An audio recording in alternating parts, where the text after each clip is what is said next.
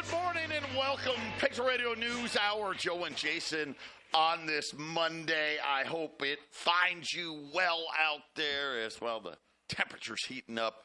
We're going to break 110 again this week. And who knows? We'll probably enter that stretch. We're getting real close where we'll go 30, 40, 50 days in a row of like temperatures of 108, 109 or more. We'll see how it goes, which is great for me because that means everybody gets off the golf course. I will tell you, on Friday, I knocked out a round. Me and my buddies, we played 18 holes, about 3 hours and 15 minutes. So that's perfect, Jason. I'm super excited about the heat. But one thing people aren't excited about, there's trouble brewing at Starbucks, according to the latest results now. Stores open at least a year. Sales are down 3%. And people, I guess, are just freaking out now because their Starbucks, right? It just costs have gotten so out of control. We were at the store the other day, and me, my son, and my wife, and we walked past this sign, like at the front, like some new, I don't know, some Starbucks summer flavor. And my son goes, yeah, he goes, you know how much that thing is? He goes, $12.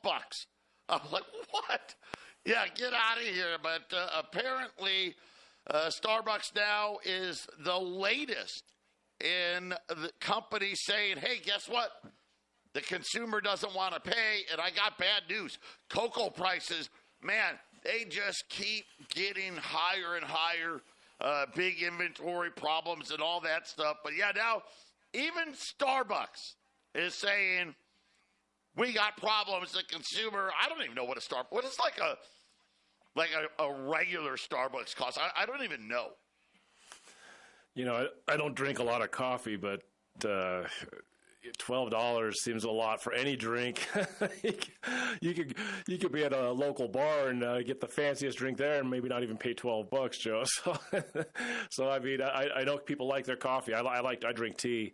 I wonder how much a glass of green tea costs over there now. I'm sure anytime I went to a coffee shop, I'd always get the green tea. It'd always be like $1 or something, or $1.50. Now I'm guessing it's a little more expensive than that just for a bag of tea. Yeah, just for a bag of tea, right? Yeah, think about that. 800-951-0592. That is our toll-free number. AllAmericanGold.com is the website. And, man, I'm sorry for all you Starbucks lovers out there. That's just horrible news. Like, I literally know people that if they don't get their Starbucks, like, their whole day will be ruined. So, hopefully at some point, everybody will figure out that printing money causes inflation, and not and it's not anything like, oh my gosh, everybody's greedy and all. No, you know who's greedy? The central bank is greedy. The government is greedy. We've got debts that they just continue to try to ignore. But this week, guess what? We got CPI this week. We also have a Fed meeting this week, and it's so funny because today, again, they're telling us what's going to be important. See, they got to get the ability, right, to convince you that these guys are all powerful and everything they do is super important, right? The brainwashing. Yes, it's going to be the dot plot again. Yes, where are they going to put the dots this time around? You know what? It's so inaccurate. Their dot plot analogies, they're never right. So why should it even matter where they put them? You know what? Wherever they put them, we should just assume they're wrong, right, Chase? I mean, that's probably what we should do. But, yes, how many rate cuts are we looking for? We had a huge down day in all of the commodities, really, on Friday. We've got a bounce back today. Gold's up $10, just over $2,300. Silver was down like $2 on Friday. By the way, again, buy every dip. Don't let a dip go by. Just keep the powder dry. When you see a price dip, keep adding. Right now, silver's up about 35 cents as again, I think the big thing was that ridiculous, and I call it ridiculous, but that ridiculous jobs number on Friday. I guess you can say there was 250,000 jobs created if 213,000 of them were made up. I guess that could work, right, Jason? Why not? Unemployment rate at 4% now, I guess. That's the highest since COVID. And it's kind of interesting. You're always scratching your head. Well, how did we create hundreds of thousands of jobs and yet the unemployment rate went up? Well, the answer is called birth death, which is, hey, we just made them up. Yeah, I've never trusted the numbers, Joe. They take something that should be fairly simple, addition and subtraction. Right. When it comes to jobs or it comes to any of these numbers. And they're lagging numbers. These are from a few months ago, and there's all this, and they wind it up and ball it into a confusing mess, so that the average person is like, I have no idea what's going on. And there's a reason that they make something very simple complicated, Joe, because it benefits the few, right? We did that show on the half-empty cup. And maybe you'll remember the guy's name, and he was talking about Donald Fletcher. Yeah, Donald Fletcher. And how education is making people stupid. And this is a prime example, because you're right, Jason. This is easy. This isn't even hard, right? But yet, nope, we don't want to give you the easy number. Instead, we're going to put our brain to work, and we're going to come up with all these complicated formulas and seasonal adjustments and birth-death models, whatever the heck that means, and we'll come out with some great number.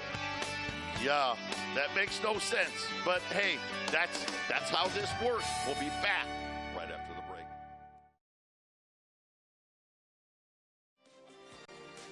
800-951-0592. Patriot Radio News Hour. Joe and Jason here on this Monday. Quick look in at the markets. The Dow's down 105. The S&P's down a couple. The Nasdaq's up 20. The 10-year note, right, 4.47 right now on a 10-year note. Crude oil's up over $1. Kind of interesting on crude oil. They're expecting, prices here in Arizona finally came down a little bit. Now they're saying, well, summer drive time season, we're going to see supply deficits coming. We'll keep our eye on it. Right now, you got gold up 10, silver's up 37 cents. And Jason, we keep talking about diversifying, being diversified. You got to be more diversified, right? We, boom and bust, boom and bust, boom and bust. And, of course, this is the biggest bust coming in. Each one, right? It doesn't take a rocket scientist to figure it out. Let's see, every bust, right? The next bust is always worse than the previous one. And remember what the last one was. I mean, the last one, it was insanity. Remember what was Wall Street's not going to open on Monday. Jim Cramer, they know nothing, right? They were freaking out on TV. My wife watched The Big Short yesterday. She hadn't seen it. So it's something where, when you watch that and you remember, you're like, man, I forgot about that. I forgot that happened, right? And you're talking about, whether it's Lehman Brothers, Bear Stearns, it was all of them. And the bailout that came. People want to forget it didn't happen. Listen, I get it. People want to. I want to too, right? I want to forget that COVID happened. I want to forget that the bailout and the financial crisis. I want to forget that they happened. Most of us do, right? I mean, after a while, you say, I don't want to think about that. Well, just for a moment, I want you to think. I want you to think about it. Because without the bailout, right, Wall Street doesn't open. Without the bailout, every financial institution, and I would say, and every may be an exaggeration, there may have been a couple that could have survived. and I mean a couple, right? I'm not, yeah. Gone. Gone. Access to your money. Gone. Now, since that time, they said that they fixed it, right? And, of course, I was on the air then telling you this is the worst piece of Dodd-Frank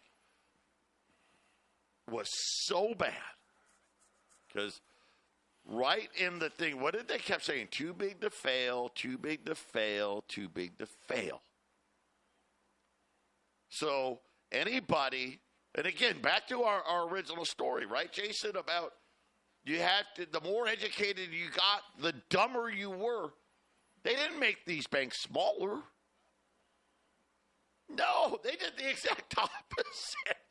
They're bigger than ever. And guess what? Now we really know even a bank with like $100 billion is a threat to the system. That's how this house of cards is really built. And just remember, this time around, the rules are different because it's a bail-in, not a bail-out. Well, gosh, what does that mean? Well, let me tell you what it means. Instead of the government coming to the rescue, oh no, it's going to be all of us. And guess what? They changed all the rules.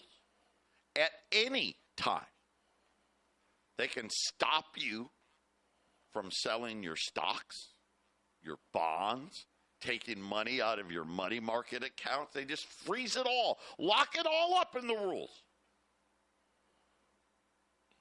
The banks, I've told you about the situation with the banks. So there's no money. They don't have any money. There's no insurance fund. I mean, well, there is. It's got like $120 billion in it. Big deal.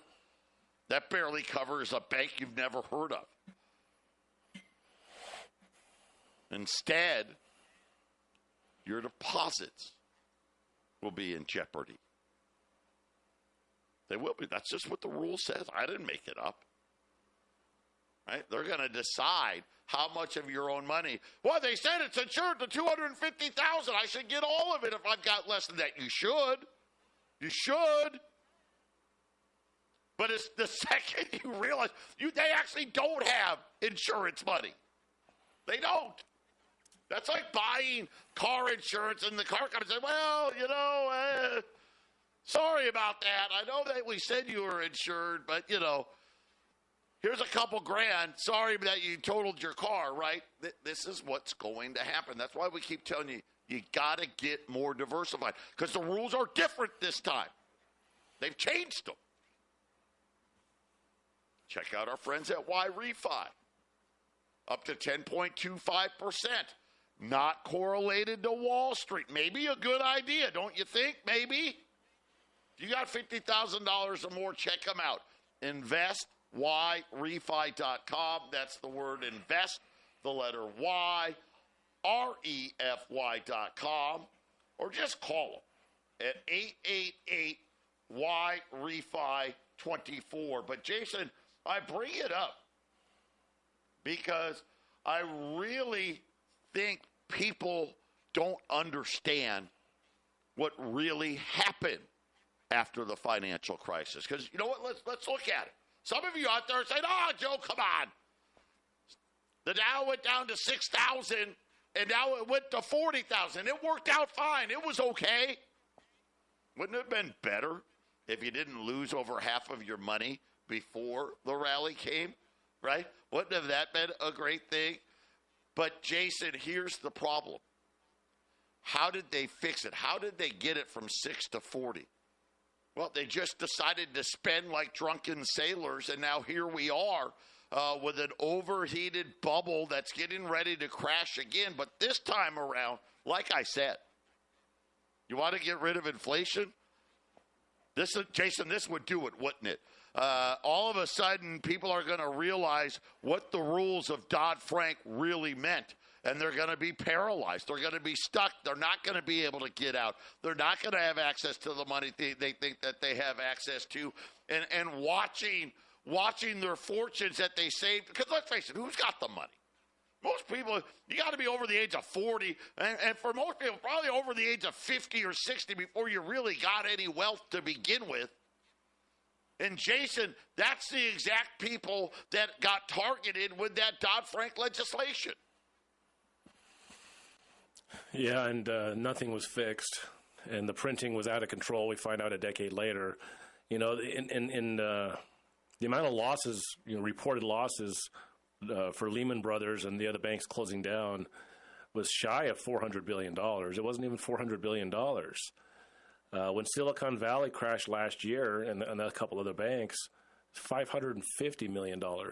And it wasn't reported as being as much of an emergency as 2008 was. 2008 was considered blood in the streets and the end of the financial world as we knew it. And these inflated numbers, you talk about the stock market, nobody even panicked all that bad. It was a newsworthy thing. We sold a lot of gold and silver. People were freaking out a little bit, but it wasn't 2008, 2009. That $550 billion, Joe, shows you about the inflation, doesn't it? About how much money it takes to actually have a huge banking scare, right? What's it going to have to be? $100 billion, or $1 trillion, $2 trillion in losses? Is that what it's going to take for this thing to really be scary to the financial elite? Because stock market 6,000, stock market 40,000. Okay, well, that's just kind of in line with those losses. I mean, those losses were huge last year. But when you threw $29 trillion at the last problem, I guess it isn't all that big looking at in that position, Joe. What are they going to have to print this time to try to paper over this thing? Right, and just remember when Silicon Valley went under. On March 9th, the FDIC said, hey, excess deposits are not insured, right? Anything over $250,000 is not insured. Of course, that's what they say the rule is, right? And depositors would receive, quote, receivership certificates. Right? That's what happens when the FDIC says, hey, we're going to shut this bank down, and you have over $250,000, you're basically left with zero liquidity. Now, with Dodd-Frank, guess what? They can give you receiver certificates for any amount. Dude, they just got to have a meeting. That's all they have to do. Guess what? On March 11th, 2 days later, the FDIC reversed course and said, we're insuring all the deposits. Of course, why? Well, because a bunch of rich Wall Street guys had hundreds of billions of dollars into these banks. And here's the thing. Here's the problem. See, that was a bank that didn't even have $200 billion in it. And they were trying to stop from all these other banks from going under. Because here's what they knew. Oh, my gosh. If we don't do this, why would any business keep money in any bank that isn't one of the too big to fail banks? And they're right. But to give you an idea of how important this is, Warren Buffett, all of you know Warren Buffett, right? He's the Oracle of Omaha, right? I'll tell you what, the guy made himself rich with other people's money, and he's a brilliant man. Don't get me wrong, I'm jealous. I mean, guys knew how they figured out how the game worked and ran it to perfection. Do you know where all of his wealth is? Just ask. Do you think Warren Buffett and Berkshire Hathaway keeps their money in the bank? Not on your life. They are one of the largest holders of treasuries in the world. One company. Why? Because Warren Buffett will tell you, I don't see anything out there worth buying And I'm not an idiot, and I'm not going to leave my money in the bank. Right, Jason? I mean, that just tells you, because he knows. I don't want a receivership certificate. No, I think I'll pass on that. And that's the thing that people don't understand, because with Dodd-Frank, that is what they put in place. They put in place receivership certificates for depositors. That's what they put in place, Jason.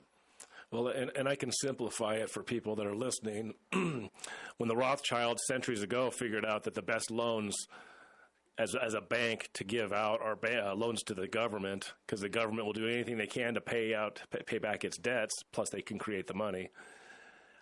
What Joe's talking about simply is Warren Buffett's putting his money with government loans. Hey, the government will pay me, or I will, rain hell on them, right? And with the banks that we're talking about, how Warren Buffett doesn't keep his money in a private bank, just as we've been talking, they can go under, they can fail. And then what's going to happen to your money?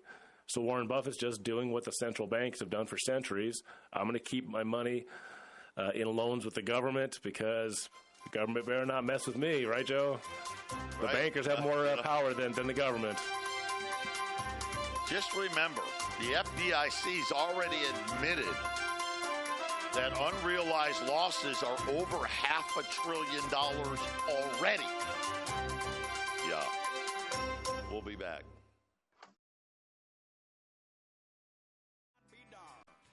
(800-951-0592). Joe and Jason, Patriot News Hour on this Monday. And, it's kind of humorous a little bit, isn't it? When they've already admitted we've got over $500 billion. By the end of the year, unrealized losses at banks will probably grow, I don't know, maybe another $100 to $200 billion. So 6, 7, maybe even $800 billion in unrealized losses. And the FDIC has $120 or $130 billion. We see where the problem is, right? That's kind of a problem, right? Wait a minute, we're a little short, right? Well, how short are you? A couple $1 billion? Well, no, we're short $500 billion. Yeah, big problems. And this is why I'm just reminding you, we don't know when. I don't know. I wish I did, because if I did, I would tell you. I would tell you, but I don't. But just know it continues to grow under the surface. Do you know when the stock market hit an all-time high, the last crash? It was in August. And then Lehman Brothers went out, what, Jason? Was it October? Something like that? October, November was when Lehman went out. I mean, we were just at all-time highs right before they went out. So make sure you're prepared out there. By the way, as gold took it on the chin yesterday, well, I guess it was Friday, the World Gold Council came out and said, got a little bit of a problem. Mine production, which essentially plateaued in 2016, we've seen no growth in mine production really since then. Maybe 2018, I think there was a year it ticked up. But they said that the overwhelming story out there, after 10 years of rapid growth in the mining industry, because it takes time to get these mines open. Essentially starting around 2008, the mining industry now says it is struggling to sustain growth in production.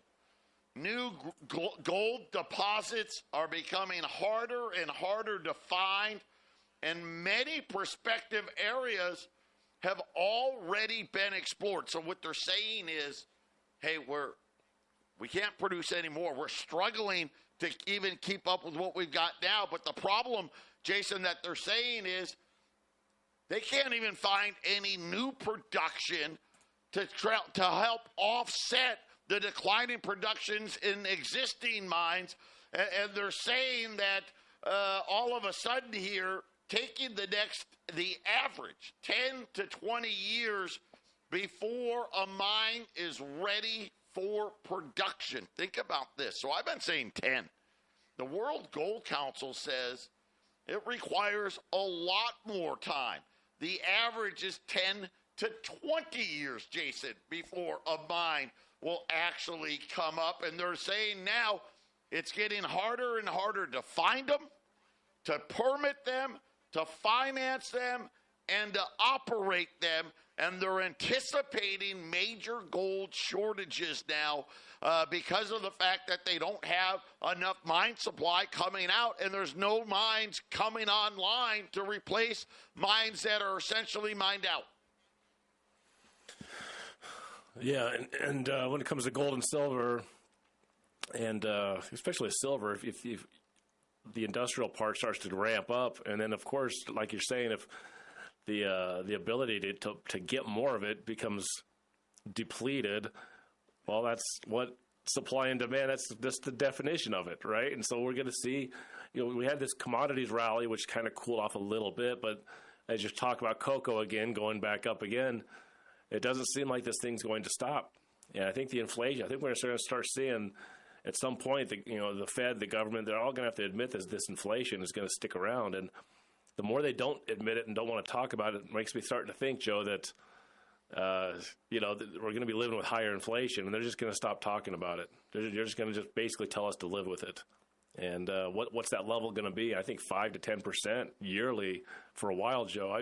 We could be hitting multi-years of high inflation, Joe, that even with a market crash, they may not be able to cure this thing completely, Joe. I mean, look what happened in 2008, 2009, the massive crash. We didn't really have a whole lot of lowering of inflation overall. We still had that 2%, right, Joe? They just kept on hitting us with it. Back in the 70s and the 60s, we didn't really even have 2%. Really, we still had inflation. It was still happening. But look where it's, suddenly after 2008, it was 2%. That was the mandate. Now what's it going to be, 4, 5? And the numbers that we get are half. They changed the game. They changed the barometer. That 2% has really been 4 to 5%. If you look at the money creation before COVID, money creation was 5%. And that was about what the actual inflation was. So if we're showing 3% or 4%, that's more like 6, 7, 8%. And people are feeling it, Joe. And I think they're trying to find that level where people just get used to it. I saw a guy talking on one of the shows I was watching. He's like, look, you can't have McDonald's workers going to $25 to $30 an hour in the next decade and hope that inflation's going to go away. And is that what we're looking at, Joe? We're looking at $25 an hour to work at McDonald's? Because that's what it's starting to look like. Well, look at California, right? $20 an hour. They've laid off 10,000 workers. And people are talking about, hey, listen, people aren't going to pay $20 for a Big Mac. They're just not going to do it. Well, guess what? If it's $20, it's $20. I mean, this is what we're looking at. And aren't we already there? I mean, we're almost now a year since they last raised rates. Even though their mandate said full employment, which we have, and they said a 2% inflation. I didn't say 2%. They said it. Which meant they should have been raising. No, but to your point, Jason, they just want us to live with it. Now they're trying to tell us that a number around 3 is really good. Here's the problem. As we know, that 3% really means 6. But once again, they're very educated people, so they've educated themselves to be dumb enough to take a 6% inflation rate and tell everybody it's only 3. And again, for most people, all as they know is, God, everything costs more. That's all they know, right, Jason? They really don't understand why it costs more, and they don't know who to blame. And the funny part is it's the central bank that is the one that causes all of this stuff. When we get back, a big gold and silver special, you bet. And something happened in the gold market that hasn't happened in over a year. I'll tell you what it is coming up next.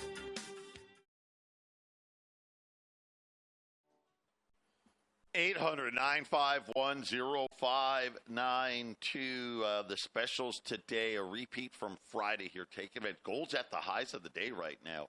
Up almost $15 now, $23.08. $23.08. Silver up about 60 cents now, $29.70. $20 gold pieces, $24.50. That's it.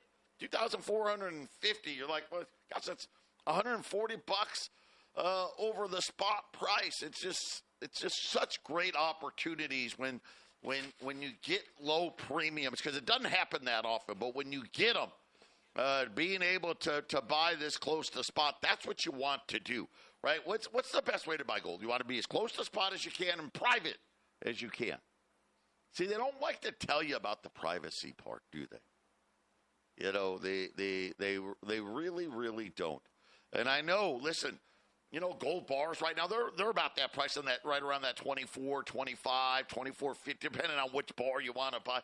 And people, you know, oh yeah, that's what I want. Be careful. I'm not saying you don't want gold bars. We can sell you gold bars. I prefer not to,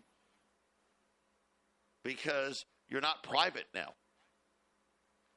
You come in and you need $10,000. Hey, I got to sell 5 gold bars. Right? All right, great. Sit down. Give me. I need your driver's license. I got to get your name, your address. I need your social security number. Blah blah blah blah blah. Got to tell the IRS and get you a 1099. All that stuff. See, they never want to tell you the rest of the story. So just be careful. I don't care what you do. Some of you out there say, I don't care, fine. I'm going to pay my taxes and it's going to be great.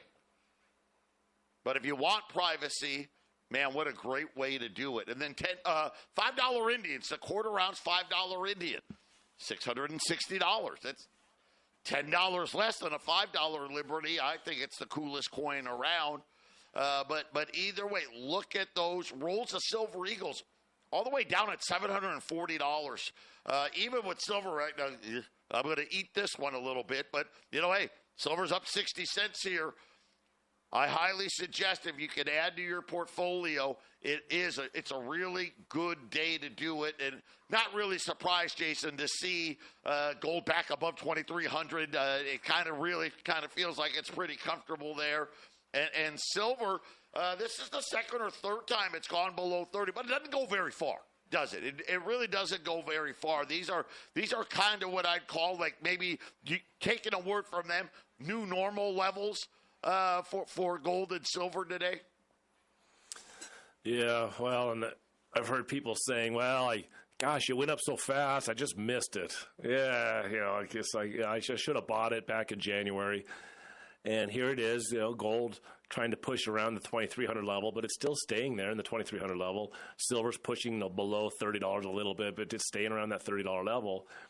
And then it's just going to do the same thing it just did in March. It's going to jump, and it's going to jump hard. I think you see $2,500, $2,600 gold sometime this summer. It could be the end of this month, for all we know. There's all kinds of stuff going on that can cause this to happen. And you're going to sit there and it's like, well, it's kind of down, but it's up so high. And there's so many people making so many excuses why not to buy it, Joe.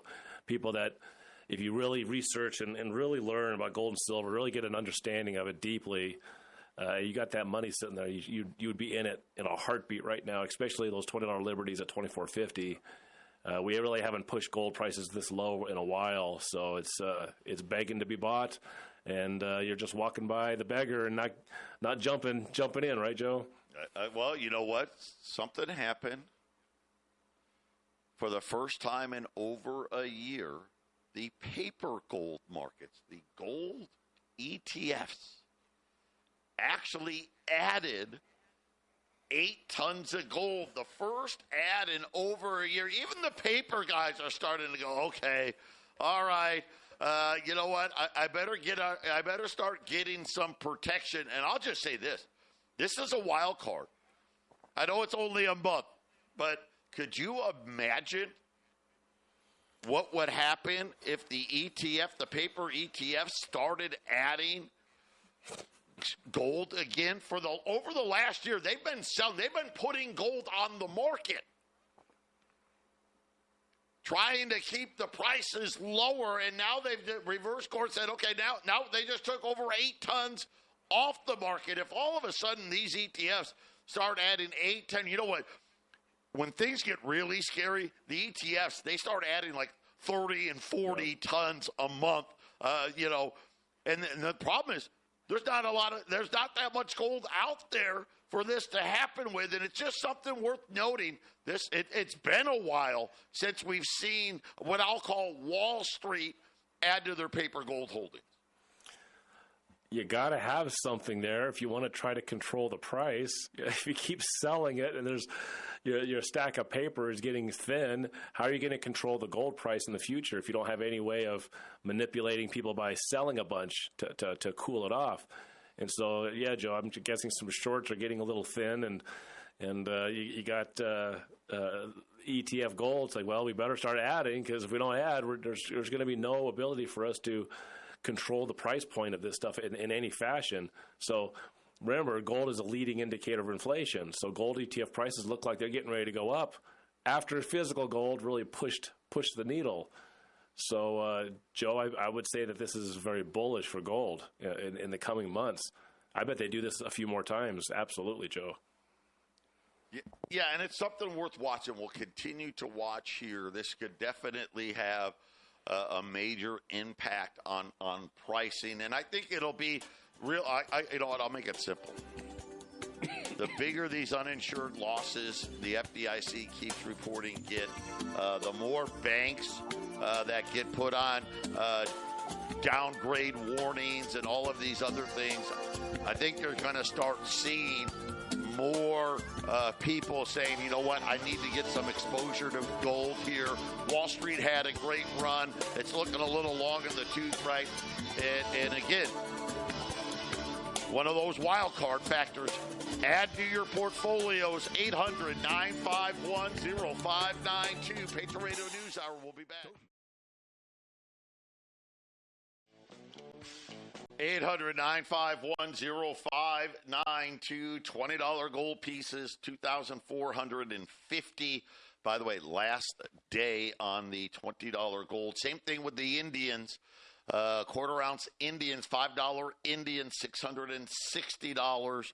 And then rolls of U.S. Silver Eagles at $740 at 800-951-0592. And if you're looking for inflation news, it's not great. Cocoa prices, back above $10,000 a ton. Ivory Coast now saying they're putting a moratorium on products that they're a big supplier of cocoa.